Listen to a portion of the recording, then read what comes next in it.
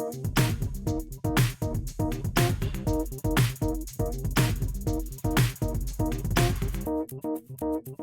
my name is Walker Misek. And my name is Jake Boyna. I think fall's actually here. Yeah, me too. There are so many fun places to go during fall. Here's Phoebe Howie to show us a closer look on the Hall family farm. Fall officially started a couple weeks ago, but now it actually feels like fall. Now that it's weather, you can really get in the mood for this season by heading over to the Hall family farm. We have pedal cars, we have a small corn maze for little kids and a large corn maze for older kids and adults. We have pumpkin picking and we have cornhole. You can find the perfect pumpkin to carve, get lost in a corn maze, or even eat some good food. This is the perfect place to go with your friends and family. We sell snack items like ice cream, funnel cakes, donuts. We're open September 27th through November 3rd, and Sunday through Thursday, 9 a.m. to 6 p.m., Friday and Saturday, 9 a.m. to 10 p.m.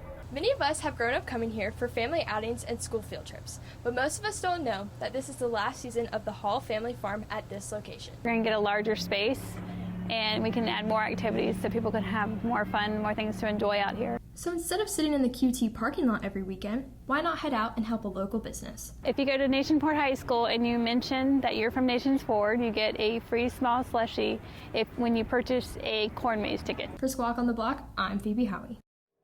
If you're more of an indoor person, here's something that Walker found that might be for you. Most people think coding is either hard or takes a degree to do, but it's actually pretty easy. In fact, children as young as 7 are doing it. At Code Ninjas, children ages 7 to 14 can learn to code at an easier level. They can make games and learn problem solving.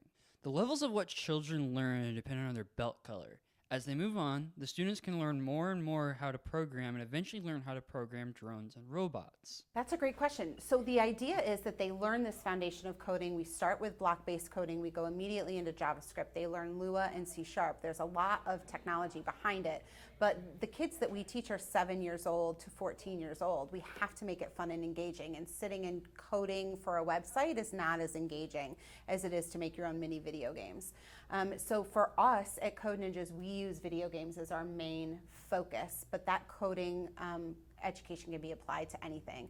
We do offer an app builders camp. We do a website builders camp where they use HTML and CSS. So the opportunities are there. We also code robots and we code drones, which is really fun and engaging. But our main vehicle is video games because it's fun. And our goal for every student is to launch their own app or their own video game on the Google Play Store or the App Store at the end. These students are doing things that you'd see on movies or TV. It's much simpler than that. Coding for younger people is helpful if they want to pursue something in that field. The need for software developers, game developers, and web developers is high. The skills that these students earn will help them later on in life. Soon, these students can go to competitions and show off their skills to other Code Ninjas, and compete to show how much they've learned. After a long day of coding, the students can go home and think about how much they've learned. And they aren't the only ones that have learned something. Oh my gosh, every day. These kids are so much smarter than me. They pick up coding so much faster than me. Even our 7-year-olds. Learning a new language at a young age is a huge advantage. It's just like if you were to start speaking Spanish at 7 years old or French, you're going to learn it a lot easier. They teach me to be diligent, to persevere, and to do hard things. And I'm only a yellow belt, so I have a lot to learn from them. High schoolers interested in coding may apply to get a job. They must be at least 15 years or older to work there. For Squawk on the Block, I'm Walker Misek. In order to be a successful athlete, you need to practice every day. Yes, Walker, but you also have to work at your mental game as well. Here's Frank Martinez with more.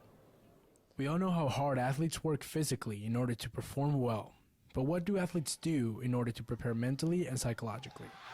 So there are a few psychological terms that come into play here, and these are not used only in sports, but they definitely are used in sports and they help improve performance. So one of them is mental rehearsal, right? So you need to, in your mind, envision yourself like doing all of the things that you've learned in practice and executing those things. So when the moment comes in the game, you've at least been there, mentally. So it's a little more familiar and it improves performance.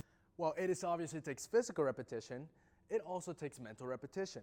Many athletes do this in different ways. Mentally, it's all about watching film. Watch 2 to 3 hours a day in my spare time whenever I can in between classes, sometimes even at lunch. Together, we focus a lot on film. I tune out everyone in the gym and I just go back to the basics and remember how I play volleyball. And I try to eat a good breakfast and a good lunch and stay hydrated throughout the day, and then I just get ready for my game. Before I serve, I always have a routine where I bounce the ball 3 times, and then spin it, and then serve. Decision making is all about repetition. You know, in practice we throw against the defense all the time. We make sure we know what to do in certain coverages. In the huddle, just honestly make a joke. Lighten everybody's mood up, you know. It's just a game at the end of the day, and if we're prepared, we should execute the way we should. Now that we've heard from some of our Falcons, make sure to train not only your body, but your mind to become a better athlete. For Squawk on the Block, I'm Frank Martinez. Now that we know how athletes prepare mentally, here's something that keeps students' minds at ease. Here's Jasmine with more. We all know resource officers are an important part of keeping our schools safe. Yet, even though most of us have had them since elementary school, we fail to realize how important it is to build relationships with them. The SROs aren't just to your school for protection.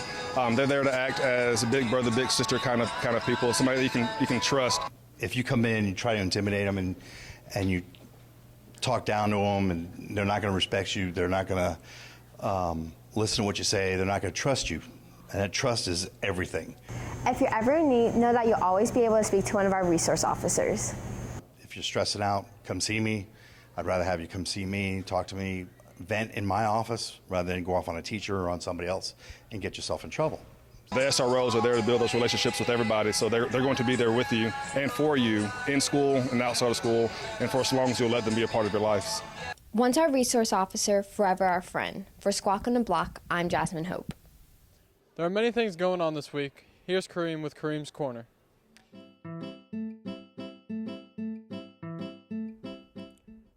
Hi, I'm Dr. Kareem, and this is Kareem's Corner. Our health science classes are going to be selling Yankee candles for their hose up competition in Charleston.